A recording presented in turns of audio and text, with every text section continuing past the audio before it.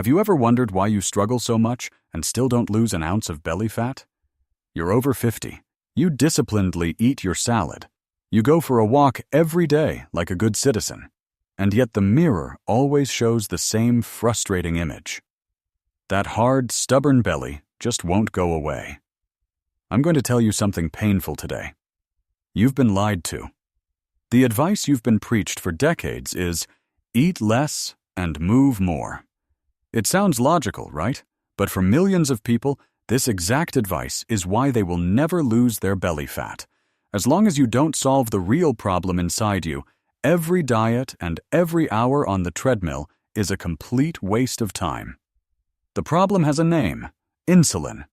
Imagine your body as a house with a state-of-the-art alarm system. When everything is peaceful, the alarm is off. Your body burns fat, heals tissue, and you sleep soundly. But as soon as a threat appears, the system alarms. Insulin hormones are the messengers of this alarm. When your insulin level is high, your body constantly screams, "Stop! Store everything! Burn nothing!" In this state, it's biologically absolutely impossible to break down fat. Your body has literally locked away the fat cells and thrown away the key. Many doctors keep this mechanism from you, even though it's the crucial factor. Let's visualize this. Imagine a huge pool brimming with water. This water is your body fat. You're standing there with a small plastic cup, desperately trying to scoop out the pool. That's your exercise, your salad, your torment. But while you painstakingly scoop out cup after cup, water continuously shoots back into the pool from a huge fire hose. This fire hose is your high insulin level. As long as this hose is fully turned on, you can scoop until you drop. The pool will never be empty. On the contrary, it will overflow. Do you understand now? The problem isn't that you're not scooping enough. The problem is that no one is turning off the damn hose. Today, that's exactly what we're going to do. We're turning off the faucet so your body can finally stop storing and start burning. It's not magic. It's pure biology, and it's easier than you think. Now you know that the fire hose called insulin is the problem. But how do we turn off the faucet? The answer will surprise you. It's less about what's on your plate, and more about when it's there. Think honestly for a moment. When do you consume your first calorie, and when your last? For most people, the day starts at 6 in the morning with coffee with milk or a small cookie, and only ends at 9 in the evening with a bedtime snack in front of the TV. That's 15 hours where your body is continuously occupied with food. 15 hours of alarm. 15 hours where insulin levels never reach zero. Your metabolism is like arable land. If you water this soil around the clock, the roots will rot. The plant will become weak. For a tree to grow strong, deep roots, it needs dry periods. Only then do the roots dig deep into the earth to find hidden water reserves and nutrients. Your body works the same way. If you constantly supply it with energy from outside, it forgets how to access its own reserves. It gets lazy. It forgets how to burn fat because it's much more convenient to take sugar from food. We need to teach your body to dig deep again. We need to activate the fat reserves that have been untouched in your abdominal area for years. This is where the concept of the eating window comes in. The goal is simple. We shorten the time you eat to 10 to 12 hours. If your breakfast is at 8 in the morning, then after 8 in the evening, the kitchen is absolutely off limits.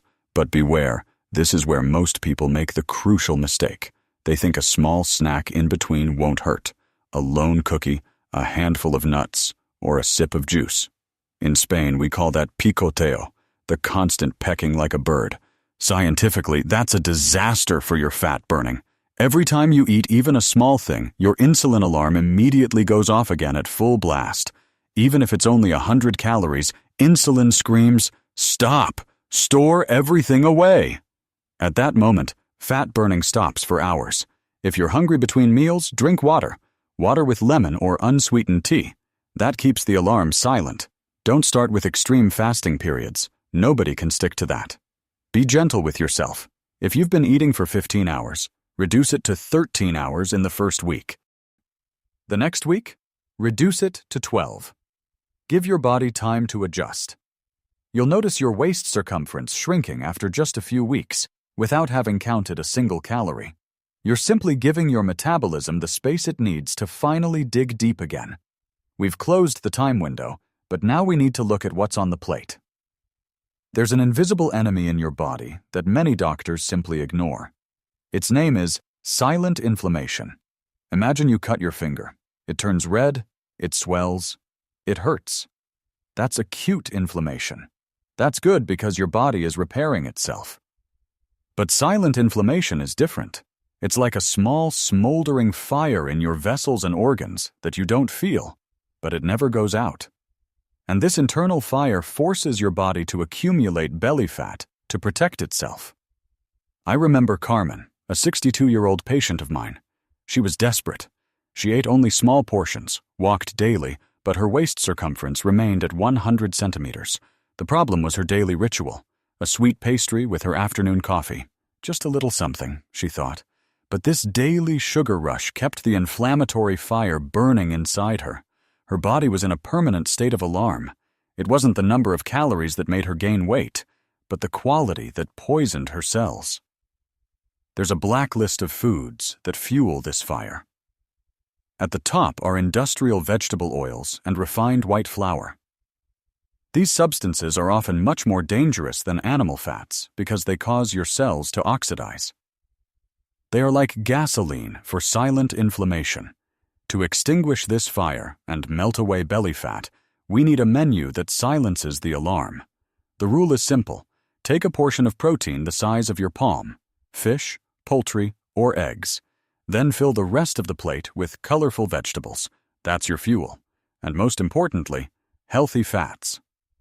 Don't be afraid of olive oil, avocado, or a few nuts. These fats signal to your brain that there's no famine, and they stop the insulin alarm.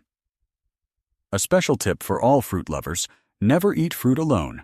If you eat an apple or berries, always combine them with a handful of almonds. The fat and fiber from the almonds slow down the fruit sugar. This prevents a blood sugar shock and keeps the fire hose closed. Aim for 3 solid meals. No picking in between. Maybe start your morning with eggs and spinach. At noon, have a piece of salmon with plenty of colorful salad.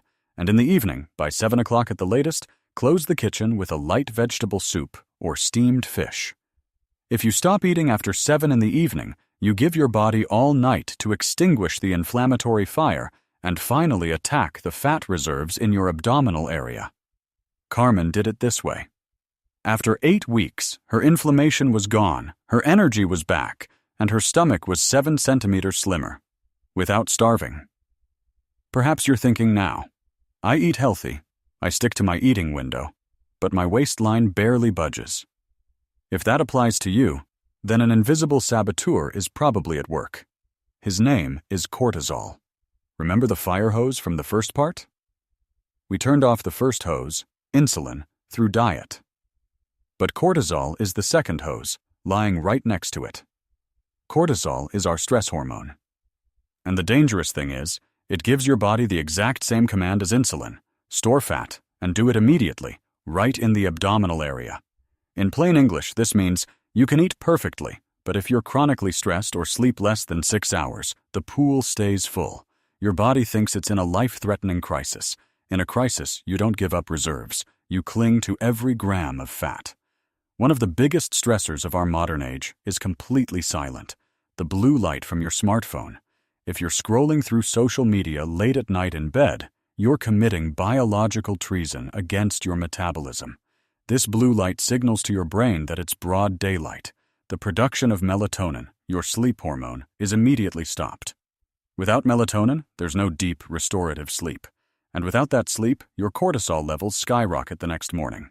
You wake up already in alarm mode, and your body immediately starts storing fat again, even before you've had breakfast. We need to turn off this alarm.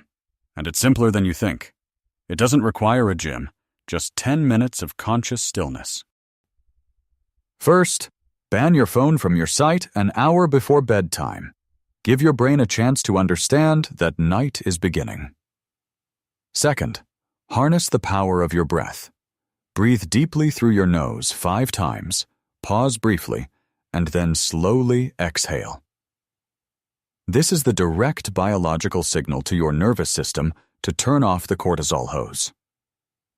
Third, go for a 10-minute walk, but without music, without a podcast, without distraction.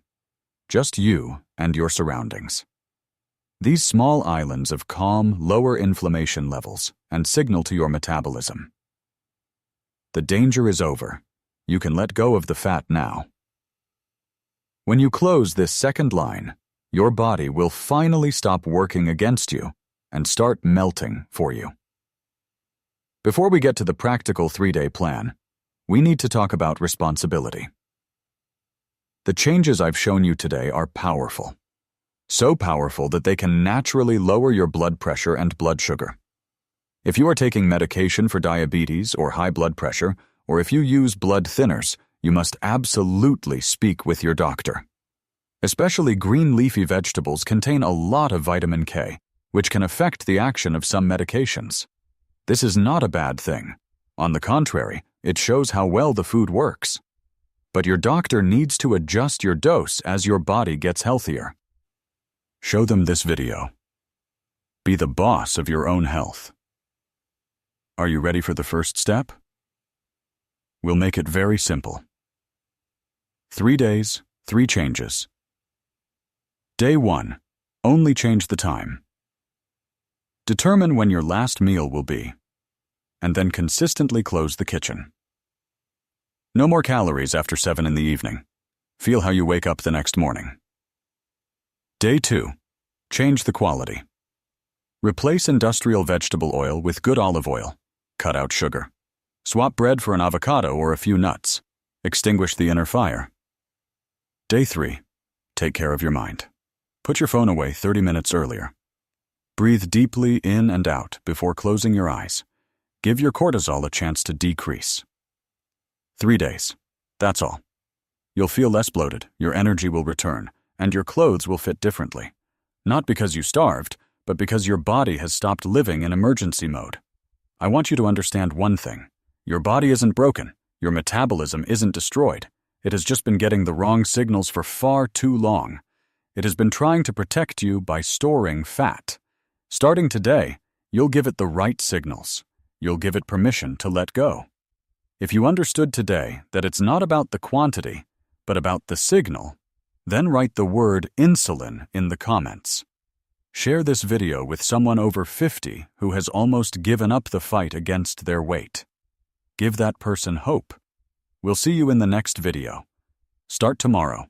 Your body is just waiting for it.